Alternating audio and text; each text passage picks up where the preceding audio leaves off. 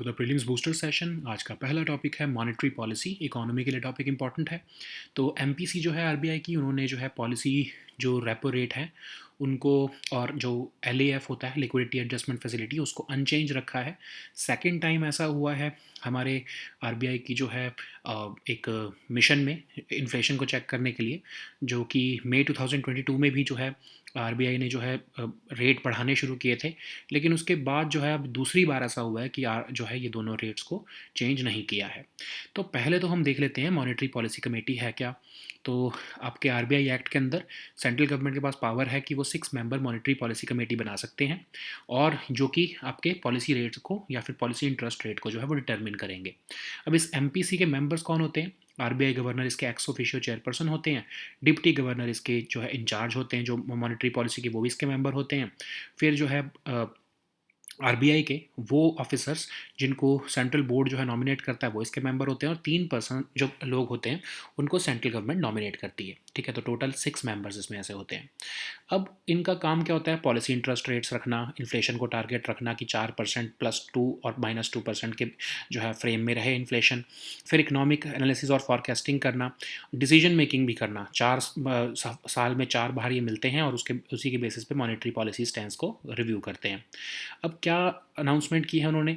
Repo rate उन्होंने 6.5% ही रखा है। रेपो रेट क्या होता है? जिस पे आरबीआई जो है वो कमर्शियल बैंक को पैसा लेंड करता है। फिर स्टैंडिंग डिपॉजिट फैसिलिटी वो भी सेम रखा है। अब वो क्या होता है? जो लिक्विडिटी विंडो होती है, जो कि आरबीआई जिसमें ऑप्शन देता है बैंक्स को कि वो अपनी एक्सेस लिक्विडिटी जो है आरबीआई के पास जो है वो रख सकते हैं, जिस पे उनको ये 6.25% इंटरेस्ट मिलता है। ऐसे ही मार्जिनल स्टैंडिंग फैसिलिटी रेट जो है उसको भी सेम रखा गया है। बेसिकली ये एक ऐसी विंडो होती है कि जब सेंट्रल बैंक जो है आपके बैंक्स को क्या कहता है कि अगर आपको इमरजेंसी सिचुएशन में जो है पैसा चाहिए तो इस रेट पे आप हमसे ले सकते हो। ऐसे ही बैंक रेट होता है जो कि जनरली सेंट्रल बैंक चार्ज करता है कमर्शियल बैंक से उनको लैंडिंग करने के लिए। ठीक है, अब हम देखते हैं कि और क्या अनाउंसमेंट्स की गई हैं एमपीसी द्वारा। एमपीसी ने कहा है कि जो फोकस है हमारा वो जो है इकोनॉमिक ग्रोथ को बूस्ट करने के लिए जो है वो है, और अकोमोडेटिव स्टैंस वो लेकर आ रहे हैं। बेसिकली अकोमोडेटिव स्टैंस का मतलब क्या होता है कि अब हम मनी सप्लाई जो है वो इकोनॉमी में बढ़ाएंगे ताकि जो है इकोनॉमिक ग्रोथ बढ़ती रहे। ठीक है, अदरवाइज़ क्या होता है, जब इन्फ्लेशन को टारगेट करना हो तो आप तो सक आउट कर लेते हो ना मनी को, है ना, आपके जो है इकोनॉमी में से। लेकिन इस केस में क्या है कि जब हमको इकोनॉमिक ग्रोथ को बढ़ाना है तो हमको मनी सप्लाई बढ़ानी पड़ती है। अब ऐसे ही अगर इन्फ्लेशन का उन्होंने आउटलुक बताएं तो उन्होंने बोला है कि फूड प्राइस जो है वो डायनामिक रहेंगे, उसकी वजह से जो है वो हेडलाइन इन्फ्लेशन की जो ट्रैजेक्टरी है वो थोड़ी सी दिक्कत देने वाली है। मिल्क प्राइसेस खासकर जो है वो अंडर प्रेशर हैं क्योंकि सप्लाई शॉर्टफॉल्स हैं।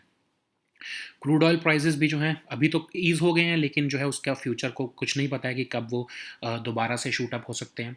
अब ग्रोथ फोरकास्ट उन्होंने बोला है कि हायर रबी क्रॉप की प्रोडक्शन हुई है, जो आपके पिछले साल के जो रबी प्रोडक्शन हुई है, और अगर नॉर्मल मानसून रहा तो हमारी जो है प्राइवेट कंजम्पशन बढ़ सकती है। लेकिन देर आर चांसेस कि आपको पता है एल नीनो जो है वो डेवलप हो रहा है, तो हमारा मानसून जो है वो हिट हो सकता है। उसकी वजह से जो है प्राइवेट कंजम्पशन सफ़र कर सकती है। गवर्नमेंट का जो है कैपिटल एक्सपेंडिचर पे जो थ्रस्ट रहा है उससे जो है इन्वेस्टमेंट एक्टिविटी जो है वो हमें हमको एक स्पर देखने को मिला है। रियल जीडीपी ग्रोथ जो है वो लगभग 6.5% रही है 2023-2024 में। लगभग 6.5% रियल जीडीपी ग्रोथ रहने वाली है। अब जो है उन्होंने बोला है कि रिटेल इन्फ्लेशन हमारे जो है विद इन द फ्रेमवर्क है, 4.7% है, +2 या -2 रह सकती है इसमें, तो आपके ऑफकोर्स 4.7% रही है। और इंडिया का जो जीडीपी है वो फर्स्ट क्वार्टर में 6.1% रहा है। आपको पता है कि अगर जो पूरे साल का अगर हम देखें तो 7.2% जीडीपी पहुंच गया था, ग्रोथ ऑफ कोर्स। नेक्स्ट हम टॉपिक देखते हैं प्राइमरी एग्रीकल्चरल क्रेडिट सोसाइटीज़। ये भी टॉपिक आपके इकोनॉमी के लिए इंपॉर्टेंट है। मिनिस्ट्री ऑफ कोऑपरेशन ने एक स्टेटमेंट देते हुए कहा है कि वो जो है पैक्स को जो है वो इन्वॉल्व करने वाले हैं एज ड्रोन एंटरप्रेन्योर्स, ताकि जो है फर्टिलाइजर्स और पेस्टिसाइड्स जो हैं वो स्प्रे किए जा सकें। अब जो है उन्होंने ये भी कहा है कि जो आपके पैक्स प्रधानमंत्री किसान समृद्धि केंद्र के अंदर नहीं आते हैं, उनको भी जो है उसके एम्बिट के अंदर लाया जाएगा। तो बेसिकली प्रधानमंत्री किसान समृद्धि केंद्र हैं क्या? 600 ऐसे जो हैं केंद्र लॉन्च किए गए थे 2022 में, बेसिकली वन स्टॉप सोल्यूशन देने के लिए फार्मर्स को, क्रॉप एडवाइजरी से लेके soil testing, seed testing facility, seeds, pesticides, और कोई भी एग्रीकल्चर इक्विपमेंट की ज़रूरत हो, मशीन की ज़रूरत हो, तो यहाँ पर ही उनको मिल जाती है। ठीक है। अब ये फंक्शन लेकिन करते हैं मिनिस्ट्री ऑफ केमिकल और फर्टिलाइजर्स के अंडर, ठीक है। तो याद रखना ये एक डिफरेंट आपका जो है एक सब आपका टॉपिक बन जाता है। इस पे क्वेश्चन बन सकता है क्योंकि आपको कंफ्यूज करने के लिए मिनिस्ट्री ऑफ एग्रीकल्चर इसको दे दिया जाएगा। तो अब हम देखते हैं प्राइमरी एग्रीकल्चरल क्रेडिट सोसाइटीज़ होती क्या हैं। तो ये लोएस्ट टीयर होती हैं आपकी शॉर्ट टर्म कोऑपरेटिव क्रेडिट के लिए। इसमें लगभग 13 करोड़ इस टाइम पर जो है फार्मर्स इसके मेंबर्स हैं। तो 95% जो इसमें लोन्स दिए गए हैं वो स्मॉल और मार्जिनल फार्मर्स को होते हैं। लेकिन जो ये पैक्स हैं ये इस समय बैंकिंग रेगुलेशन एक्ट के परव्यू से बाहर हैं और इनको आरबीआई रेगुलेट नहीं करता है। शॉर्ट और मीडियम टर्म लोन्स देती हैं अपने मेंबर्स को ये, जो कि स्मॉल फार्मर्स हैं जनरली और मार्जिनल फार्मर्स हैं। और एग्रीकल्चर बोरोअर जो हैं विलेज के, उनको जो है एग्रीकल्चरल शॉर्ट टर्म या मीडियम टर्म पर्पस लोन्स दिए जाते हैं। इनका एरिया ऑफ ऑपरेशन जो है वो बहुत ही लिमिटेड है, सिर्फ विलेज लेवल तक ही काम करते हैं। और एग्रीकल्चर इनपुट्स देना, लाइट मशीनरी सप्लाई करना, मार्केटिंग फैसिलिटीज़ देना, ये सब काम इनका होता है। एडवांटेज भी यही है इसकी, क्रेडिट जो है बिल्कुल विलेज लेवल पर लेकर जाना, ये काम यही कर पाते हैं। फिर सेविंग्स हैबिट जो है वो प्रमोट करते हैं अपने मेंबर्स में। चैलेंजेस भी इनके ये हैं कि नॉर्थ ईस्टर्न स्टेट्स में ये ठीक से अभी तक यहाँ पहुँची नहीं है प्राइमरी एग्रीकल्चरल क्रेडिट सोसाइटीज़। और इनके जो ओवर ड्यू हैं वो मोस्टली लैंड ओनर जो बड़े फार्मर्स हैं उनसे जो है ज़्यादा इनके जो है वो ओवर ड्यूज पहुँच चुके हैं, ठीक है। अब अगर हम देखें तो इनके पास रिसोर्सेज भी बहुत कम हैं, इतना ज़्यादा इनके पास फंड नहीं होता है कि ये क्रेडिट आगे फार्मर्स को दे सकें। नेक्स्ट हम टॉपिक देखते हैं फर्स्ट लॉस डिफ़ॉल्ट गारंटी। ये भी टॉपिक इकोनॉमी के लिए इंपॉर्टेंट है। तो आरबीआई ने रिसेंटली अप्रूवल दे दिया है first loss default guarantee framework को। तो बेसिकली ये क्या मॉडल है कि जिसमें आपको पता है कि जब आप समझ लो आजकल आप फिनटेक फर्म से कोई लोन लेते हो तो होता क्या है कि उसके पीछे समझ लो एक एग्जाम्पल ले लेते हैं स्लाइस, ठीक है। तो जैसे आप एक स्लाइस एक कंपनी है, आपको पता होगा कई लोगों को, तो वो एक फिनटेक कंपनी है। उससे अगर आप कुछ बोरो करते हो तो एक्चुअली स्लाइस थोड़ी आपको पैसा दे रहा है, आपको लोन जो है वो स्लाइस नहीं दे रहा, वो एक इंटरमीडियरी है, वो एक फिनटेक फर्म है जिसके साथ एक पार्टनर बैंक है, जैसे इस स्लाइस के केस में है स्टेट बैंक ऑफ मॉरिशस, ठीक है। तो वो बैंक जो है वो आपका वो उसका स्लाइस का पार्टनर बैंक है और वो आपको लोन दे रहा है। अब इन केस अगर आप स्लाइस को लोन देने से डिफ़ॉल्ट कर देते हो, आप नहीं दे पाते हो, तो उस केस में फिनटेक को तो कोई नुकसान नहीं हुआ, उसमें नुकसान किसको हुआ एक्चुअली, जिसने लोन दिया था स्टेट बैंक ऑफ मॉरिशस, ठीक है। लेकिन अब जो फ्रेमवर्क है इसमें फर्स्ट लॉस डिफ़ॉल्ट गारंटी क्या कह रहा है कि फिनटेक जो है उसको फर्स्ट जो है वो हिट लेना पड़ेगा। अदरवाइज तो क्या होगा, ये फिनटेक जो है क्योंकि इनको पता है कि हमारा तो कोई नुकसान नहीं हो रहा है, तो ये बहुत ही जो है लिबरल तरीके से जो है लोन बांटेंगे। तो इसीलिए क्या कहा है आरबीआई ने कि पहला लॉस इनको लेना पड़ेगा। तो अगर मैं लोन नहीं चुकाऊंगा तो कुछ शेयर ऑफ जो है बैड डेट में इनका जो मेरे लोन का वो फिनटेक को स्लाइस को लेना पड़ेगा। अदरवाइज तो वो लिबरल लोन देते रहेंगे और एनपीए बढ़ाते रहेंगे, ठीक है। तो इससे क्या हुआ है कि फिनटेक की इन्वॉल्वमेंट से वो दूर बैठा कस्टमर जिसको बैंक में नहीं जाना है या बैंक उसके बहुत दूर है, वो आराम से लोन ले पा रहा है या क्रेडिट एक्सेस कर पा रहा है बिकॉज ऑफ दीज फिनटेक्स, ठीक है। तो इनके एडवांटेजेस भी यही हैं। और आपके जो है अब फिनटेक क्या है, फिनटेक भी यही आपका फाइनेंशियल और टेक्नोलॉजी का मिक्सचर है। आप सॉफ्टवेयर हार्डवेयर का यूज़ करके फाइनेंशियल सर्विसेज जो है वो कस्टमर्स तक पहुंचा रहे हो। एक तरह से मोबाइल बैंकिंग ऐप्स भी जो हैं वो भी प्रोवाइड करते हैं fintech industry. Mobile banking, peer to peer payment services, automated portfolio managers, trading platforms, ये सब जो हैं फिनटेक में ही आते हैं। नेक्स्ट हम टॉपिक देखते हैं तापी पाइपलाइन। इंटरनेशनल रिलेशंस के लिए टॉपिक इंपॉर्टेंट है। तो Turkmenistan, Afghanistan, Pakistan, India Tapi gas pipeline जो है उसको जल्दी से जल्दी फिनिश करने के लिए पाकिस्तान और तुर्कमेनिस्तान ने रिसेंटली एक जॉइंट इम्प्लीमेंटेशन प्लान जो है वो साइन किया है। तो ये पाइपलाइन 1800 किलोमीटर लंबी पाइपलाइन है जो कि 33 billion cubic metres of gas जो है वो सप्लाई करेगी तुर्कमेनिस्तान से अफ़गानिस्तान, पाकिस्तान और इंडिया में, ठीक है। इसको पीस पाइपलाइन भी कहा जाता है। अब ये स्टार्ट होगी गैलकिश गैस फील्ड तुर्कमेनिस्तान से और ये अफगानिस्तान से होते हुए पाकिस्तान में पहुंचेगी और पाकिस्तान से जो है ये होते हुए Indian town of Fazilka Punjab में आएगी, ठीक है। अब ये पाइपलाइन लगभग 33 बिलियन क्यूबिक मीटर्स जो है नेचुरल गैस जो है वो एनुअली ट्रांसफ़र करेगी। 5% जिसमें अफगानिस्तान को मिलेगी, 47.5 और 47.5% पाकिस्तान और इंडिया को इसमें मिलने वाली है। इसको प्रोग्राम को 1990s में ओरिजिनली जो है वो सोचा गया था। एक इंटर गवर्नमेंटल एग्रीमेंट साइन किया 2010 में और जो है 2010 में एक gas pipeline framework agreement sign किया गया। 2018 में ग्राउंड ब्रेकिंग सेरेमनी भी की गई अफगानिस्तान सेक्शन में और जो है ये आपके जो हेरात जो है प्रोविंस में, वहाँ पर ये जो है ग्राउंड ब्रेकिंग सेरेमनी हुई। इस प्रोजेक्ट को पूरे फंड जो है फंड कौन कर रहा है, एशियन डेवलपमेंट बैंक, ठीक है। सो नेक्स्ट हम टॉपिक देखते हैं प्रधानमंत्री कृषि सिंचाई योजना। ये भी इकोनॉमी के लिए इंपॉर्टेंट है। तो प्रधानमंत्री कृषि सिंचाई योजना के अंदर ये देखा गया है कि आधार कार्ड्स का मिसयूज़ किया जा रहा है ताकि फेक बेनिफिशरीज क्रिएट किए जा सकें। अब ये जो योजना है 2015 में लॉन्च की गई थी फार्म प्रोडक्टिविटी को इम्प्रूव करने के लिए, ताकि इन्वेस्टमेंट की जा सके इरिगेशन में, कल्टिवेबल एरिया जो है इरिगेशन के अंदर उसको एक्सपैंड किया जा सके, फार्म वाटर यूज़ एफिशिएंसी को जो है और इम्प्रूव किया जा सके वेस्टेज ऑफ वाटर को रोकने के लिए, और इरिगेशन को जो है बिल्कुल प्रिसाइज बनाया जा सके और वाटर सेविंग उससे की जा सके। अब इसके अंदर कंपोनेंट्स जो अगर हम देखें तो एक्सेलरेटेड इरिगेशन बेनिफिट प्रोग्राम, हर खेत को पानी, जिसके अंदर खुद भी 4 सब कंपोनेंट्स हैं, और पर ड्रॉप मोर क्रॉप कंपोनेंट भी जो है वो department of agriculture and farmers welfare जो है इम्प्लीमेंट कर रहा है apart from PMKSY। Watershed development component भी रखा गया है same department of land resources द्वारा। अब ये सारी चीज़ें जो हैं ये एक तरह से आपके फार्म तक जो है वो वाटर पहुंचाने के लिए ये सारे प्रोग्राम्स चल रहे हैं। नेक्स्ट हम टॉपिक देखते हैं ऑनसेट ऑफ मानसून। तो एक्चुअली तो ये टॉपिक ज्योग्राफी के लिए है, लेकिन हम अपने जो है नोट्स में इसको इन्वायरमेंट में कवर करेंगे। ठीक है। तो साउथ वेस्ट मानसून जो है वो केरला कोस्ट में जो है हिट हो चुका है, जबकि जून 1 को ये आना चाहिए था, तो थोड़ा सा डिले हुआ है। तो अब पहले तो हम देखते हैं मानसून का मतलब क्या है। Monsoon basically seasonal reversal of winds है। इसमें होता क्या है कि जो ITCZ आपने पढ़ा होगा ज्योग्राफी में, इंटर ट्रॉपिकल कन्वर्जन जोन, ये एक वो लाइन है, एक आप कह सकते हो कि एक इमेजिनरी लाइन है जहाँ पर नदन और सदर्न हेमिस्फेयर से आने वाली ट्रेड विंड्स जो है वो कन्वर्ज होती हैं। तो ये जैसे जब सर्दियाँ आती हैं तो ये जो ITCZ है ये इंडिया से नीचे चला जाता है, और जब ये गर्मियाँ आती हैं तो ये जो है ये ऊपर आ जाता है। और ये मानसून में भी ये शिफ्ट जब देखने को मिलेगा हमें, तो ये ट्रेड विंड्स जब ऊपर वाला जो ये ITCZ जब ऊपर आ जाएगा, तो उसकी वजह से क्या होगा कि मानसून विंड्स जो है वो आपके इंडियन सब कॉन्टिनेंट की तरफ मूव करेंगी। ठीक है। तो रेनी फेज स्टार्ट होता है बेसिकली जब सीजन चेंज होते हैं, तो इसको हम इंडिया में साउथ वेस्ट मानसून भी कहते हैं। तो क्योंकि साउथ वेस्ट ट्रेड विंड्स जो है वो इस मानसून को लेकर आती हैं इंडिया में, इसीलिए इसका नाम भी साउथ वेस्ट मानसून रखा गया है। अब ऑनसेट ऑफ मानसून का मतलब क्या होता है? इसका मतलब ये नहीं होता कि जो है पहली बारिश कब हुई है। ठीक है। ऑनसेट ऑफ मानसून जो है जनरली हम ये कहते हैं कि केरला में जब आता है तो ये 4 महीने का पीरियड होता है, जून से लेकर सितंबर का, जब south west monsoon season start होता है। ऑनसेट एक टेक्निकल एक्सप्रेशन है जिसको IMD डिसाइड करता है कि ऑनसेट कब हुआ है। कैसे डिसाइड करते हैं?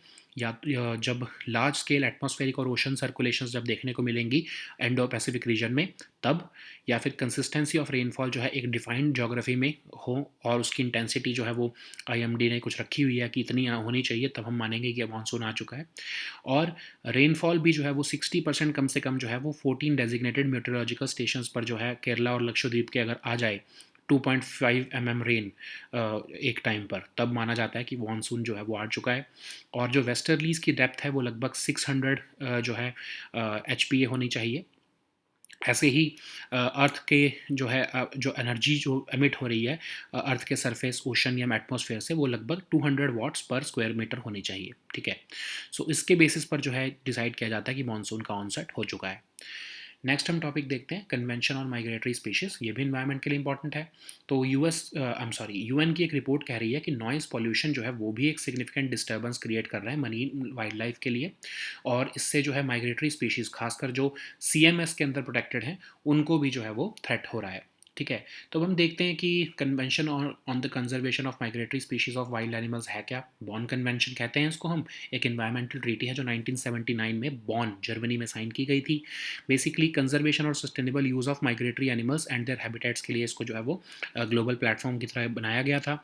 सिर्फ ऐसी अकेली ये ग्लोबल और UN बेस्ड इंटरगवर्नमेंटल ऑर्गेनाइजेशन है जिसको कंजर्वेशन और मैनेजमेंट ऑफ टेरेस्ट्रियल, एक्वेटिक और एवियन माइग्रेटरी स्पीशीज़ के लिए जो है बनाया गया है। मतलब तीनों तरह की स्पीशीज़ होती हैं उनके लिए इसको बनाया गया है। ठीक है। तो लीगली बाइंडिंग भी इसमें कुछ एग्रीमेंट्स हैं और कुछ जो है वो सिर्फ फॉर्मल एग्रीमेंट्स या मेमोरेंडम ऑफ अंडरस्टैंडिंग भी हैं। अपेंडिक्स 1 जो है इसका वो कहता है कि वो एंडेंजर्ड माइग्रेटरी स्पीशीज़ जिसका जो है जिसको हार्म पहुंचाना प्रोहिबिटेड है। अपेंडिक्स 2 वो है जिसमें कि अभी उनको पास कंजर्वेशन स्टेटस उनका अनफेवरेबल है, इसीलिए जो है अपेंडिक्स 2 में वो स्पीशीज़ है जिनको कहा जाता है कि कंट्रीज़ को इनकरेज किया जाता है कि इनको आप और ज़्यादा कंजर्व करो। ठीक है। अब इंडिया जो है वो पार्टी रहा है सिंस 1983 सीएमएस का। इंडिया ने non legally binding MOU sign किया हुआ है सीएमएस के साथ, और वो कंजर्वेशन और management of Siberian crane, marine turtles, dugongs और रैप्टर्स जो है वो उसको मैनेज कर रहे हैं। ठीक है, नेक्स्ट हम टॉपिक देखते हैं अग्नि प्राइम। ये टॉपिक आपके सिक्योरिटी के लिए इंपॉर्टेंट है। तो न्यू जनरेशन बैलिस्टिक मिसाइल अग्नि प्राइम जो है वो भी रिसेंटली फ्लाइट टेस्ट की गई है डीआरडीओ द्वारा, अब doctor APJ Abdul Kalam island पर। और ये एक शॉर्ट रेंज बैलिस्टिक मिसाइल है जिसकी रेंज लगभग 1000 से 1500 किलोमीटर है। सरफेस टू सरफेस मिसाइल है और ये 1000 किलो का जो है पेलोड कैरी कर सकती है। एडवांस नेविगेशन और गाइडेंस सिस्टम्स इसमें लगे हैं।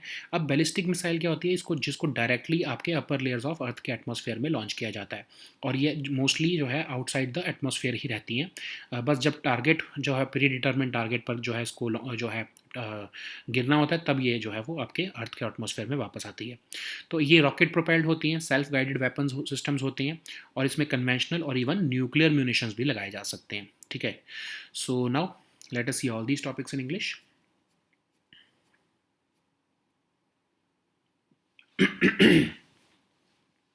So the first topic is monetary policy. This topic is important for your economy section. So monetary policy committee of the RBI has recently decided to keep the policy repo rate and the liquidity adjustment facility unchanged. And this is the second time that RBI has started hiking repo. This is for the second time since RBI has started hiking repo rate to check inflation. This is the second time that they have kept the rates unchanged, which means that the economy is stabilizing and we do not have any more problem of inflation. At least the core inflation is in manageable levels. Okay, so before understanding this, the decisions taken by MPC, we have to see what is MPC. So under section 45 ZB of the RBI Act 1934, which was amended later on, central government is empowered to form a 6-member monetary policy committee which will determine the policy interest rates. And this amendment was made in September 2016, and at the time MPC was created. So MPC consists of the the RBI governor as the chairman of it, deputy governor of RBI who is in charge of monetary policy is also as a member, officer of the bank of the RBI basically, nominated by the central board of RBI as also a member, and 3 persons who are appointed by the central government. So what are the functions of MPC? They set policy interest rates, they target inflation. So their target is basically to keep the inflation, CPI inflation, within 4% plus 2 or minus 2 range. And they also give economic analysis and forecasting. They also help in decision making because they meet 4 times a year to review the monetary policy stance. So now they have kept the repo rate, standing deposit facility, marginal standing facility rate, and bank rate as same. So what is repo rate? It is the rate at which RBI lends money to commercial banks. SDF is a window through which RBI gives an option to banks to park their excess liquidity with it. Similarly, MSF is basically a small term measure in which if an emergency situation arises, then banks can borrow money from them at this particular rate. And bank rate is the normal rate through which central bank gives or lends money to commercial banks. Okay, so what are the highlights of this MPC announcements? So they have said that they are withdrawing accommodation. Accommodative stance basically means that central bank is preparing to expand the money supply to boost economic growth. So what generally happens is that when there is high inflation, which means that there is excessive money supply in the economy, so they withdraw that money supply from the market so as to contain inflation. But when the inflation is within the manageable limits, then there is a need to push back that money into the market or into the economy so that economic activity can get a boost. Okay, so inflation outlook for that, they have said that headline inflation is likely to be shaped by food price dynamics, especially the milk prices, which will remain under pressure due to supply shortfalls and high fodder costs. Similarly, crude oil prices may have eased right now, but the outlook remains uncertain in the future. There has been higher rabi crop production, and if there is expected normal, if there is a normal monsoon, but of course IMD has said that there would be below normal monsoon. So in that case, private consumption would suffer, but if there is normal monsoon, then private consumption would be supported. Government is having a thrust on capital expenditure, which is a good news, which will of course nurture investment activity in the country. And if all these forecast is taken into consideration, then the real GDP growth for 2023 and 2024 period would be 6.5%. So retail inflation, of course, is within the target range of 4 plus minus 2%, and they have reached 4.7% now. India's GDP has expanded at 6.1% in the first quarter, and at the overall level, at the annual level, it has reached 7.2% for the last year. Okay, so the next topic is primary agricultural credit societies. This topic is important for your economy section. Ministry of Corporation has issued a statement that primary agricultural credit societies can also be employed as drone entrepreneurs for spraying fertilizers and pesticides. And they've also said that those packs which are not currently functioning as Pradhan Mantri Kisan Samriddhi Kendras, they will soon be brought under their ambit. So, what is Pradhan Mantri Kisan Samriddhi Kendras? This scheme was launched in 2022, basically to give a one-stop solution to farmers. They can get all crop advisories, soil and seed testing facilities, retailing seeds and pesticides, and even custom hiring of certain agricultural equipment and machines. So these kendras work under the Ministry of Chemicals and Fertilizers. So you have to remember this fact because this can be confusing to you. Okay. So what is primary agricultural credit societies? They are the lowest tier of the three tier short term cooperative credit in the country, and they comprise of about 13 crore farmers as its members. 95% of the loans are small given to small and marginal farmers, and these packs are currently under the and outside the purview of RBI or the Banking Regulation Act. Okay, so they generally provide short and medium term loans to the village farmers. They deal with the borrowings of agricultural short term and medium term purpose loans, and their operation of area is limited to the village only. Okay, so they supply light machinery, they provide marketing facilities, they provide also the agricultural inputs like seeds, fertilizers, insecticides, etc. to the small farmers, and that's why this is the benefit for them. It makes the credit available for agriculture purpose, and also it helps in the implementation of certain government benefit schemes to the people particularly to the farmers. Okay, so there are certain challenges also, like these packs are not available in northeastern states as of now. The larger overdues of these packs come from landowner rich farmers, and the packs have little resources themselves to give to the rural farmers. Okay, so the next topic is first loss default guarantee. This topic is important for your economy section. So RBI has recently granted approval for first loss default guarantee framework.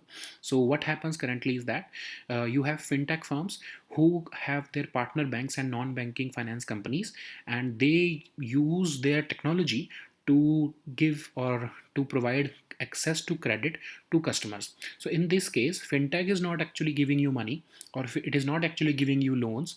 It actually, the partner banks are giving you loans, but fintech is the intermediary in this case.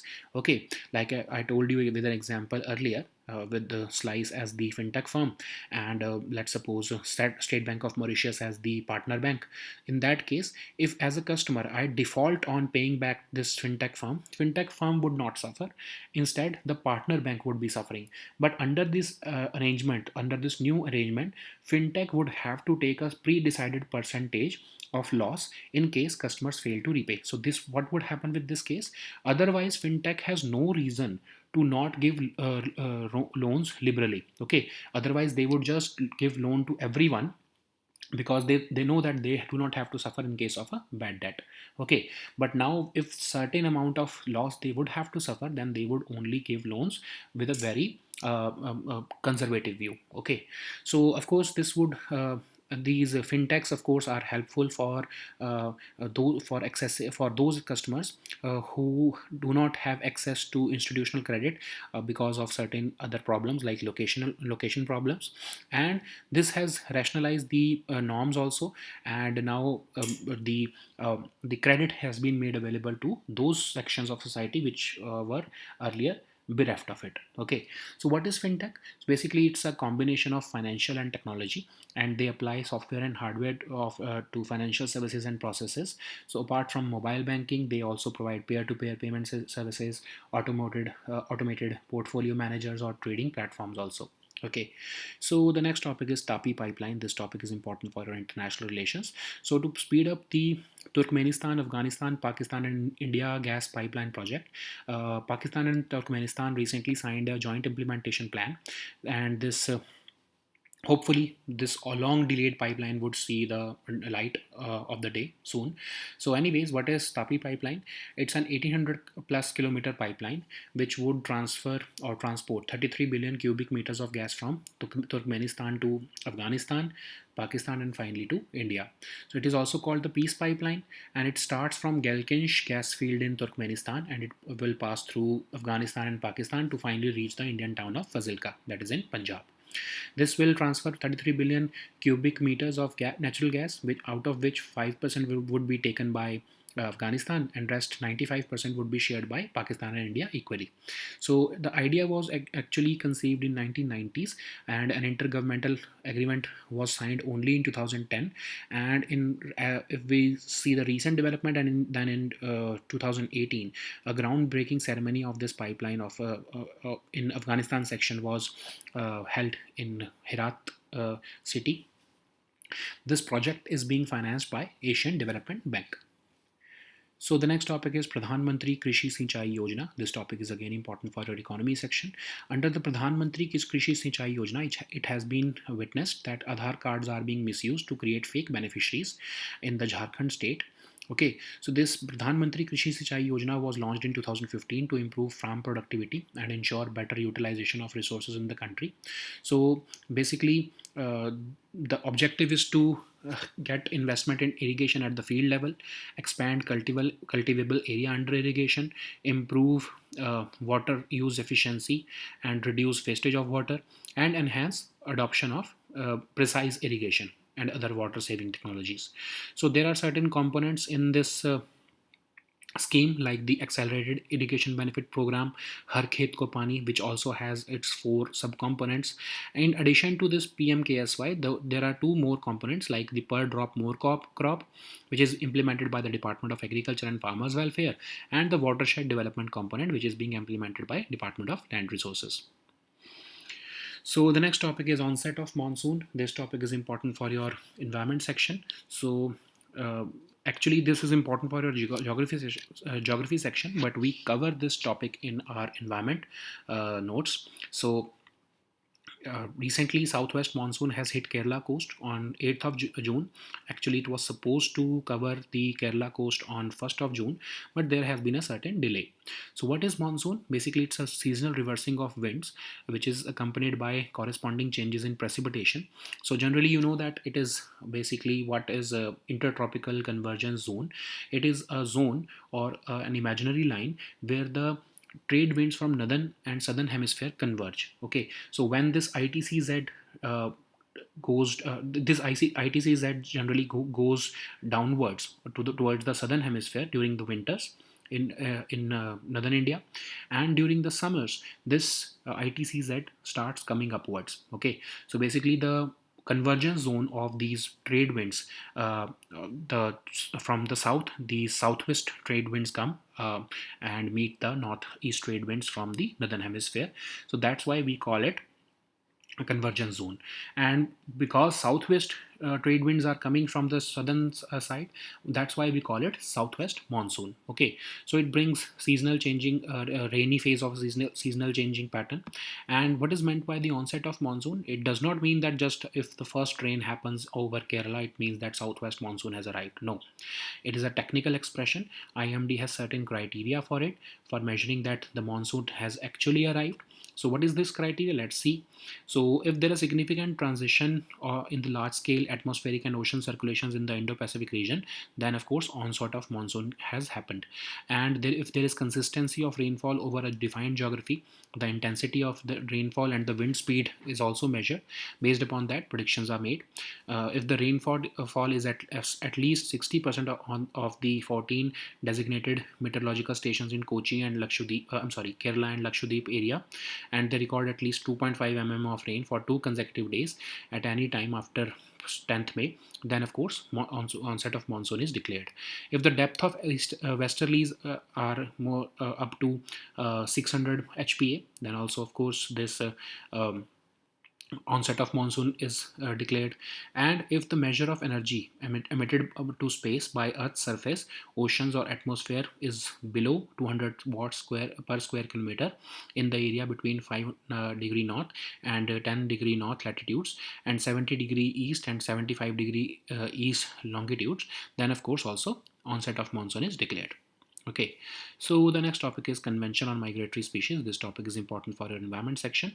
According to a recent UN report, noise pollution is known to cause significant disturbance to marine wildlife, including, of course, the migratory species which are actually protected under the CMS. So CMS actually is the Bonn Convention. It's an environmental treaty which was signed in Bonn, that is in Germany, in 1979, and it is the only global platform or only global and UN-based intergovernmental organization which is dealing with the exclusively with the conservation and management of terrestrial, aquatic and avian migratory species. Okay, so there it has certain components which are legally binding, and there are certain components which are just about protected under the MOUs, okay, or other formal instruments. So under Appendix 1, the endangered migratory species are listed, which the dealings under on the dealings with which is prohibited. And under Appendix 2, the species which have unfavorable conservation status are listed, and the countries are encouraged to draft range-wide agreements for the same, for the conservation and management of these species. So India has been a party to CMS since 1983, and we have only signed the non-legally binding MOU with CMS for the conservation and management of Siberian cranes, marine turtles, dugongs and raptors. So the next topic is Agni Prime. This topic is important for your security section. So new generation ballistic missile Agni Prime was recently successfully flight tested by DRDO from Dr. APJ Abdul Kalam Island. It has a range of about 1000 km to 1500 km, and it's a surface to surface missile which can carry a payload of about 1000 kilograms or a nuclear warhead also, and it has advanced navigation and guidance systems. So what is a ballistic missile? So these missiles can be launched directly into the upper layers of the Earth's atmosphere. They travel most of the time outside the atmosphere, where the warhead detaches from the missile and it falls towards a predetermined target. Okay, so they have a rocket propelled self-guided weapon systems, and they can carry conventional or even nuclear munitions. They can be launched from aircraft, ships or submarines or even land. Okay, so these were our topics for today. We'll meet next time on Monday now. Until then, goodbye and take care.